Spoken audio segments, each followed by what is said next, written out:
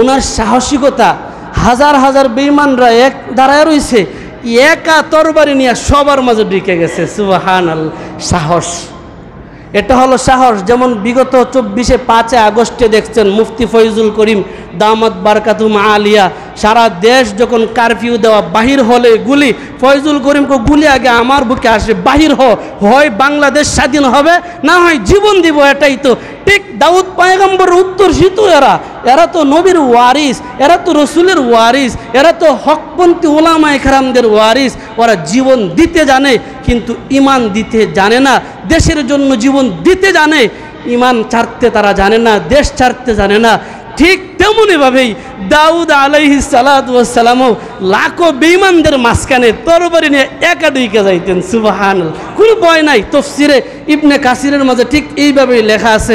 তারপরে আল বেদায়া ওয়ান নেহায়ার মাঝে এইভাবেই লেখা আছে। তাফসিরে মারিফুল কুরআনও এইভাবেই লেখা আছে যে আমার আল্লাহ দাউদ পয়গম্বরকে এত সাহসিকতা দিয়েছিলেন, এত শক্তি দিয়েছিলেন, একা বীর ক্রমে পালাক্রমে কাফেরদের মাঝে যুদ্ধ করতেন, এক পা ফিসে আসতেন না, সামনে যাইতেন, ফিসে আসতেন না।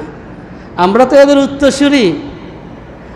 এদের উত্তরসূরি, নবীদের ওয়ারিস উত্তরসূরি না, আমরা সন্তান না। আমরা বাবারা জীবন দিতে জানে আর আমরা জীবন রাখতে জানি। বাবা যে বাপ নিজে বাঁচলে বাপের নাম, আমাদের কথা ইমান যাইলে যাক, ইমান পাই মনে, আগে নিজে বাঁচছে। আল্লাহ তাআলা তার হাবিবরে বলে, হাবিব আমার ইসবির আলা মা ইয়াকুলুন, তাদের কথায় আপনি ধৈর্য ধরেন, ধৈর্য হারাবেন না। স্মরণ করুন ওয়াজকুর আবদানা দাউদা দাল আইদ, স্মরণ করুন আমার পয়গম্বর দাউদের কথা, যারে আমি আল্লাহ তাআলা শক্তিশালী বানাইছিলাম, শক্তি দিয়েছিলাম। তার শক্তির অভাব ছিল না, সাহসিকতার অভাব ছিল না, তার জ্ঞানের অভাব ছিল না। ইন্নাহু আওয়াব, কন্না সুবহানাল্লাহ। পয়গম্বর দাউদ সামনে আগাইতো কেন? ওনার ব্যাপারে তাফসিরে ইবনে কাসিরের মাঝে উল্লেখ করা হয়, আল বেদায়া ওয়ান নেহায়ার মাঝে উল্লেখ করা হয়। পয়গম্বর দাউদ সামনে আগাইতেন আর বলতেন, দেখ কাফেররা, দেখ বেঈমানেরা, আমি যদি তোদের সাথে যুদ্ধ করে মরে যাই, আমি যদি তোদের তরবারির নিচে কাল্লাটা দ্বিখণ্ডিত করে ফেলি, তাহলে আমার জীবনটা ধন্য। কেননা আমার যত তাড়াতাড়ি তোরা শাহাদত করবি, তত তাড়াতাড়ি আমি আমার আল্লাহর নিকটশীল হয়ে যাব। যত তাড়াতাড়ি আমি মরে যাব, তত তাড়াতাড়ি আল্লাহর কাছে চলে যাব। একটা কথা জেনে রাখবেন, যারা ইমানদার, যারা মুসলমান, এরা বাঁচলেও লাভ, মরলেও লাভ। ইমানদার বাঁচলেও লাভ, মরলেও লাভ। বেঈমান বাইসা থাকাতেও লাভ নাই, মরে গেলেও তো লাভ নাই, ফুরাই লস।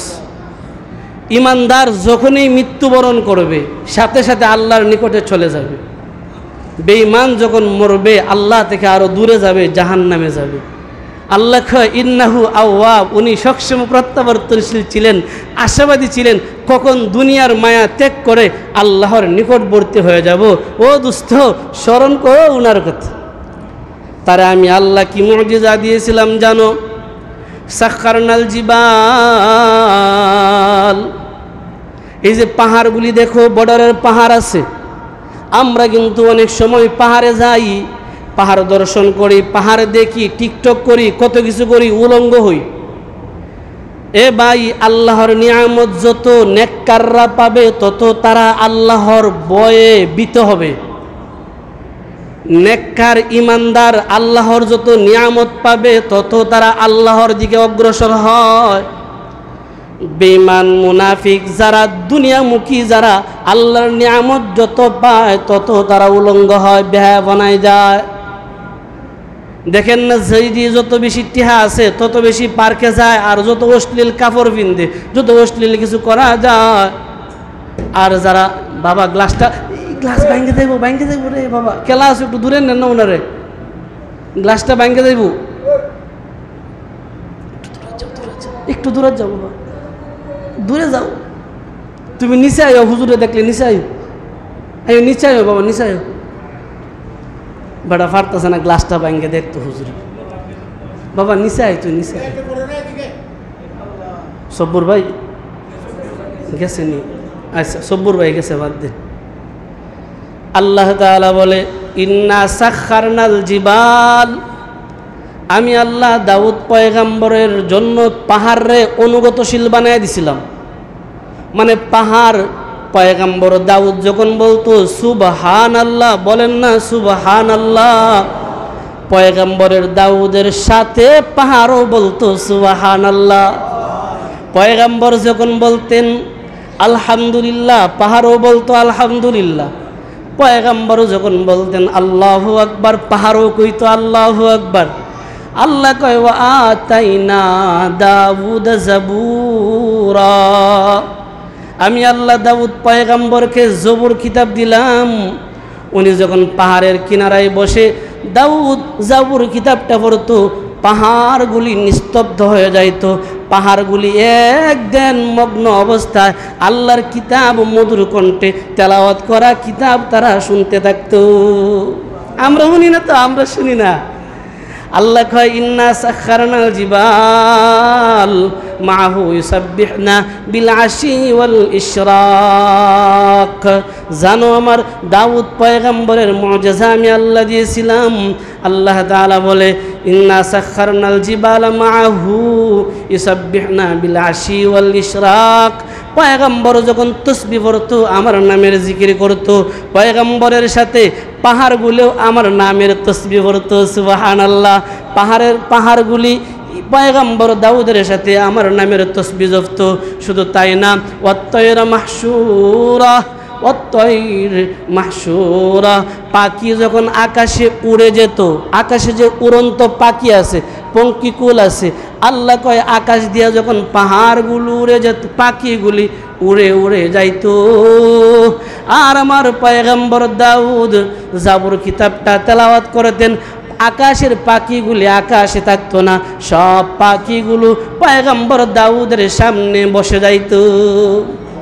আল বিদায়া ওয়ান নিহায়ার মাঝে উল্লেখ করা হয় দাউদ পয়গম্বর যখন জাবুর কিতাব পড়তেন, আকাশের পাখিগুলি জমিনে বসে যাইতো, তারা তেলাওয়াত শুনতে থাকতেন। আল্লাহ পয়গম্বরকে মধুর একটা কণ্ঠ দিয়েছিলেন, তারা তেলাওয়াত শুনতে থাকতো। ও ভাই, আমরা তো ইমাম যদি নামাজে একটু লম্বা তেলাওয়াত করে, হ্যাঁ অত লম্বা তেলাওয়াত লাগে, বাট্টি করলেও দোকানে বসে সমালোচনা করে, প্রত্যেক দিন এক সূরা দিয়া বাট্টি সূরা দিয়া নামাজ পড়ে, লম্বা পড়লেও দোষ, বাট্টি পড়লেও দোষ। এমন যদি হয় আপনি ইমামতি কইরেন, ইমাম দরকার নাই, আল্লাহ হেদায়েত দেখ বুঝদাক। দেখেন পয়গম্বর দাউদের ব্যাপারে আল্লাহ কয় ওয়াত-তায়রা মাহশুরা, পয়গম্বর যখন তেলাওয়াত করতেন পাখিগুলি জমিনে বসে যেত। আল বিদায়া ওয়ান নিহায়ার মাঝে উল্লেখ করা হয় পাখিগুলি তেলাওয়াত শুনতে শুনতে শুনতে শুনতে ফেরে খিদা লাগতো, উইটা যাইতো না, ফেরের কুদায় কিছু পাখি মারা যাইতো, এরপর উইটা যাইতো না। সুবহানাল্লাহ সুবহানাল্লাহ। ফেরের খিদার যন্ত্রণা, পাখি মারা যাইতো কিন্তু তেলাওয়াত শোনা বন্ধ হইতো না। আমরা মারা যাওয়া লাগবো। রমজান মাসও তারাবি খতমে তারাবি পড়ি না, সূরা তারাবি পড়ি, কারণ তাড়াতাড়ি যাওয়ান কা যাইব।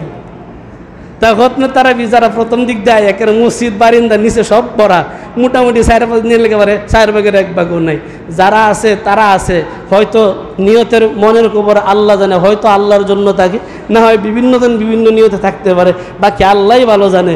কিন্তু তাকায় দেখেন আল্লাহ কয় পাখিগুলি আমার নবীর সামনে বসে যাইতো, এইগুলোরও আমি আল্লাহ তাআলা অনুগতশীল বানায় দিছি, তারা পয়গম্বরের আনুগত্য করত। শুধু তাই না, আল্লাহ বলে নদীর মাছ তার অনুগত্যশীল বানায় দিলাম, আল্লাহ বলে নদীর মাছ তার অনুগত্যশীল বানায় দিলাম।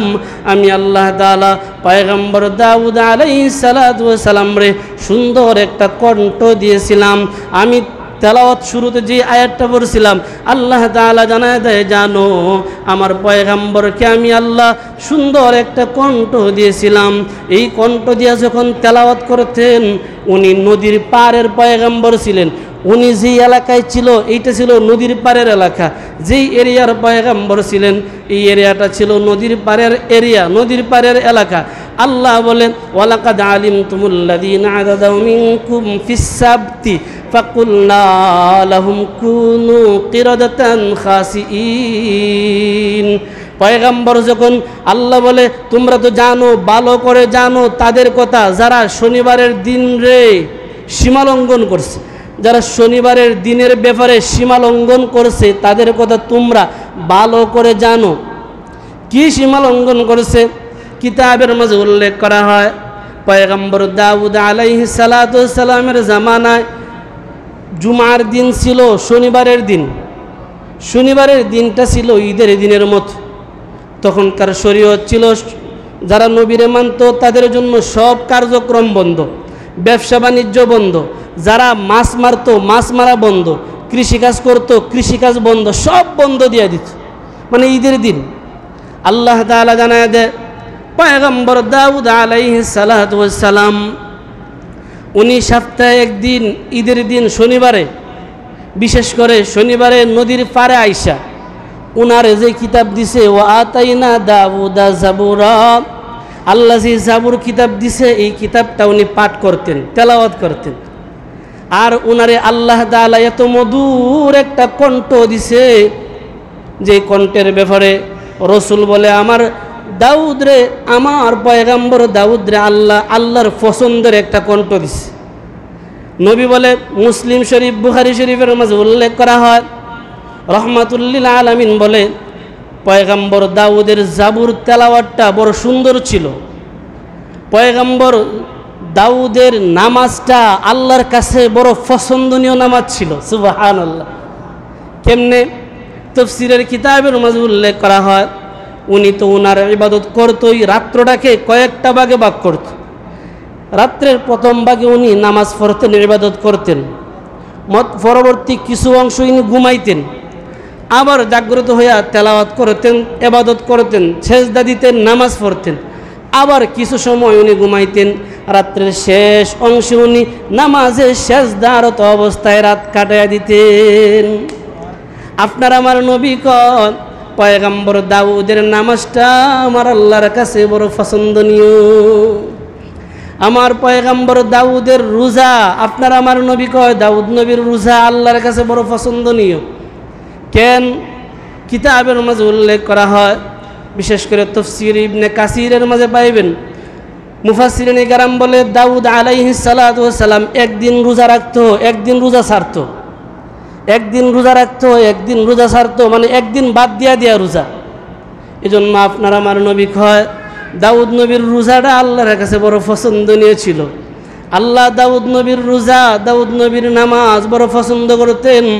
এমনকি দাউদ পয়গম্বর যখন তাকে দেওয়া কিতাবটা পাঠ করতেন আল্লাহ তাআলা তার এত মধুর কণ্ঠ দিয়েছিলেন গোটা দুনিয়া মুগ্ধ হয়ে যাইত।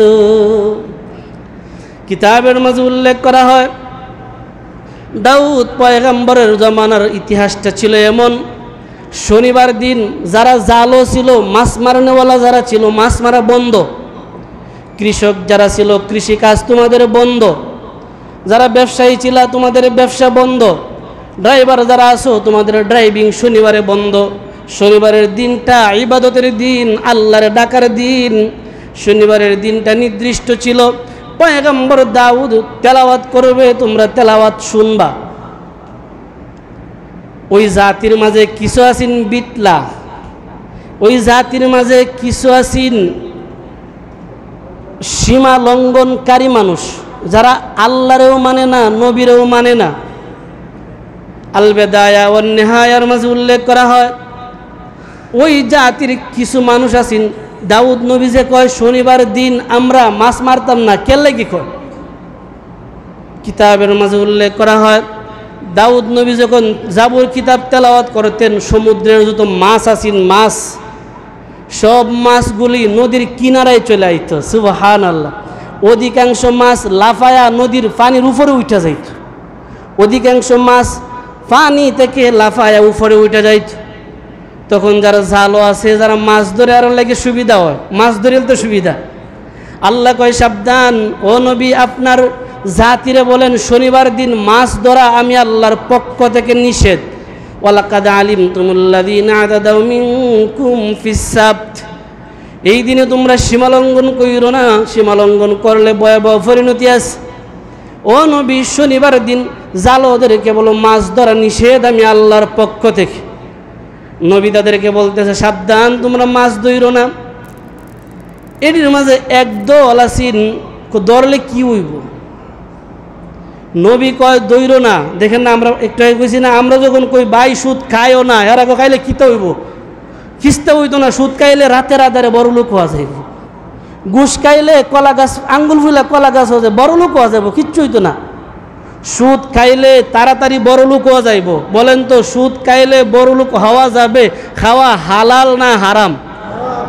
বুঝেন নাই মনে হয়। সুদ খাইলে বড় লোক হওয়া যায় তাড়াতাড়ি, কিন্তু এটা হালাল না হারাম? এর মাঝে বড় লোক হওয়ার সহজ একটা পথ হলো হারাম পথ। যারা ঘুষ খায় এরা সুন্দরভাবে চলে, বড় লোক হয় তাড়াতাড়ি। যারা জুয়া কিলা রাতের আধারে টাকা ইনকাম করে এরা বড় লোক হয় তাড়াতাড়ি। যারা অন্যের সম্পত্তি মাইরা সাদাবাজি কইরা অন্যের টগাইয়া জমি জামার মালিক হয়, সম্পত্তির মালিক হয়, হয়ে যাওয়া যায় তাড়াতাড়ি। বলেন তো, হালাল করলো না হারাম করলো? হারাম করা তো পুরাটাই ঠিক আছে। হারাম করছেন কে? হারাম করছেন কে? আহাল্লাল্লাহুল বাইআ ওয়া হাররামার রিবা। আল্লাহ বলে আমি সুদরে হারাম করছি, আমি সব হারামগুলিরে আমি আল্লাহ হারাম করছি। তুমি কইবা করলে খিতা হইব? শুনো খিতা হইব। ওই জালিম গোষ্ঠীরা কয়, নাফরমানকে ডাক দিয়া কয়, নবী কইছে শনিবার দিন মাছ ধরতাম না, ধরলে খিতা হইব, ধরাম। তাদের মাঝে একটা কৌশল করছে। কৌশলটা হলো, তারা শনিবার দিন মাছ ধরতো না। শনিবার দিন নদীর পাড়ে তারা সিস্টেম করে জাল ফালায় রাখত। মাছগুলি এই পৃষ্ঠে থেকে এই পৃষ্ঠে লাফায় আসতো। শনিবার দিন তারা মাছ ধরতো না, রবিবার দিন মাছ ধরত। কোন তো শনিবার দিন তো ধরছে না, কথা আছে না, ডাইরেক্ট খায় না, একটু ইনডাইরেক্ট খা। ডাইরেক্ট খায় না, একটু ইনডাইরেক্ট খা, ঘুরায় ঘুরায় খা আর কি। যারা হারাম খায় এদের চরিত্রটা হলো কুকুরের চরিত্র। জানি না আপনারা কি মনে করেন, তো বাইপাস কথা বলি। কুকুরের তিনটা চরিত্র আছে, অভ্যাস আছে, বাদ অভ্যাস, যার কারণে তার নিকৃষ্ট প্রাণী বলা হয়েছে। কুকুরে নিকৃষ্ট প্রাণী বলি না আমরা? কি কোন কুকুর কি শ্রেষ্ঠ প্রাণী না নিকৃষ্ট প্রাণী? কথাগুলি আমার উপরে বললেও কিছু করার নাই, বাস্তবতা বলতেছি। কুকুরের তিনটা অভ্যাস আছে, তিনটা বাদ অভ্যাস আছে, যেগুলির কারণে তারে নিকৃষ্ট করা হয়েছে। তার মাঝে একটা অভ্যাস হইল, তাকে এক পাশে দিবেন এক প্লেট ফুলাও বোনা, আরেক পাশে একটু পায়খানা রেখে দিবেন, দেখবেন সে ফুলাও বোনার দিকে নজর না দিয়ে আগে পায়খানা যাবে। বিশ্বাস না, পরীক্ষা করে দেখেন। ফুলাও বোনাও খাই তো না, এটা আর ভালো লাগে না, হে পায়খানাটা দেখা যাইব। বলেন তো, ফুলাও বোনা হালাল আর পায়খানাটা হারাম? ফুলাও বোনা হালাল, পায়খানাটা হারাম। সে হালালটার দিকে না যায়, হারামটার দিকে দৌড় দে। এটা হের অভ্যাস, এটা হের খাসলত। ঠিক যারা হালাল তরিকায় ইনকাম করা বাদ দিয়া সুদ ঘুষ চাঁদাবাজি টেন্ডারবাজির মাঝে জিব্বাটা বাইরা, এরা আর কুকুরের মাঝে কোনো ব্যবধান নেই। বর্তমান যারা চাঁদাবাজি মানে হারামভাবে ইনকাম এবং সুদ ঘুষের জন্য জোয়া কিলা রাতে রাতে ইনকাম করার জন্য যারা লাফা, এদের চরিত্র আর কুকুরের চরিত্র এক। আরেকটা পাইবেন কুকুরের খাসলত, আমার উপরে বললেও কিছু করার না, আগেই বলছি। সে আল্লাহ তাআলা পৃথিবীতে যত প্রাণী বানাইছে, মানুষ ছাড়া ছাগল কোন, গরু কোন, কুকুর কোন, যত প্রাণী আছে, মুরুগ কোন, সব প্রাণীর লেজ আছে। দেখেন, পরীক্ষা করে দেখেন, সব প্রাণীর লেজ আছে। সব প্রাণীরে আল্লাহ মাপ মতনই লেজ দিছে। লেজ দেওয়ার উদ্দেশ্যটা হলো তুমি তোমার লজ্জাস্থানটারে ডাইখা রাখো। ছাগলের লেজ একটু, এরপরে দেখেন লজ্জাস্থান ডাইখা রাখি। প্রত্যেকটা প্রাণীরে আল্লাহ লজ্জাস্থান ডাকার মতন লেজ দিছে, কুকুরেও দিছে। হের লেজ বরং একটু লম্বা, আদাতের উপরে, কিন্তু এরপরেও দেখবেন হের লেজটারে আঙ্গায় উপরে রাখতে হে বালাফা, মানে আমার লজ্জাস্থান দেশবাসী দেখো। ঠিক মানুষদের মাঝেও কিছু মানুষ আছে যারা শর্ট পোশাক কিনতে ফিনতে ফিনতে ফিনতে এইবারও যে আইসন লজ্জাস্থান ঘুরার মতন সম্ভব হয় না। হাঁটুর উপরে কাপড় যা, লজ্জাস্থানও দেখা যায়। যারা কাপড়রে শর্ট করতে করতে লজ্জাস্থান প্রকাশ করে, যারা ফরজ অংশ ডাইকা রাখা, ফরজ অংশটারে যারা প্রকাশ রাইকা লোক সমাজে চলাচল করে, এদের মাঝে আর কুকুরের চরিত্রের মাঝে কোনো ব্যবধান আছে করে আমি জানি না। বিশ্বাস নয় মিলাই দিই কেন, আমার কথায় বললে পরে আমার জিজ্ঞাসা, সমস্যা নেই। এটা হলো কুকুরের খাসলত। লজ্জাস্থান প্রকাশ করে চলা অভ্যাসটা হলো কুকুরের খাসলত। আল্লাহ আমাদেরকে হেদায়েত দাও, সবাই বলে আমিন। আল্লাহ আমাদেরকে এই সমস্ত খাসলত থেকে সবাইরই রক্ষা করো, সবাইরই হেদায়েত দাও, সবাইরই তুমি নিরাপদে রাখো, সবাই বলি আমিন। তো ওই জাতিরা কইতেছে, আচ্ছা আমরা যদি শনিবারে মাছ না ধরি রবিবারে ধরি, এটা কেমন হইব? তারা শনিবারে মাছগুলোরে বন্দি করে রবিবারে ধরে। আল্লাহ কয়, নবী আপনার উম্মত রেখন এইটাও সীমালঙ্ঘন, এইটাও সীমালঙ্ঘন। আর যারা সীমালঙ্ঘন করে আপনি তাদেরকে বারবার বুঝাইতেছেন, এরপরেও বুঝে না। ইমাম বারবার বলতেছে, সাবধান মসজিদের সম্পদ মাইরে খায়ও না, সাবধান হারাম সম্পদ খায়ও না। যখন পারি না ইমামের পিছনে লেগে যা চাকরি খাই, এরপর ইমাম দৌড়ো, এরপর আমি সংশোধন হইতাম না। আল্লাহ কয় এদের পরিণতিটা বড় ভয়াবহ হবে। কেমন ভয়াবহ পরিণতি? ওই যে একটু আগে আমরা বলছি, ইন্নাল্লাযীনা ইয়াদিল্লুনা আন সাবিলিল্লাহ লাহুম আযাবুন শাদীদুন। যারা আমার পথ বইলা নিজেদের মন গড়ায় পথ চলে, যারা কোরআন হাদিসের মত ছাইরে দিয়া নিজের মতে চলে, লাহুম আযাব, তাদের জন্য শাস্তি আছে। কেমন শাস্তি? শাদীদ, শক্ত শাস্তি। আল্লাহ আমাদেরকে হেদায়েত দাও, সবাই বলে আমিন। ওরা যখন মাছ ধরতে আছে, নবী নিষেধ করে, নিষেধ তো মানে না, এরকম মাছ ধরলে আমরা কী হইব? মাছ তারা ধরাতে আছে। আল্লাহ তাআলা জানায় দেয়, ওই মানুষগুলি যখন সীমা লঙ্ঘনকারী হয়ে গেছে, অতিরিক্ত মাত্রায় সীমার বাইরে চলে গেছে,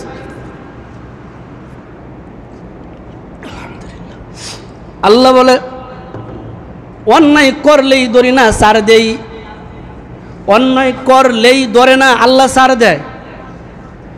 অন্যায় করতে করতে করতে করতে যখন সীমা অতিক্রম করে লাইছে, তারা আগে ধরতো রবিবারে, এখন রবিবারে না শনিবারেই ধরে।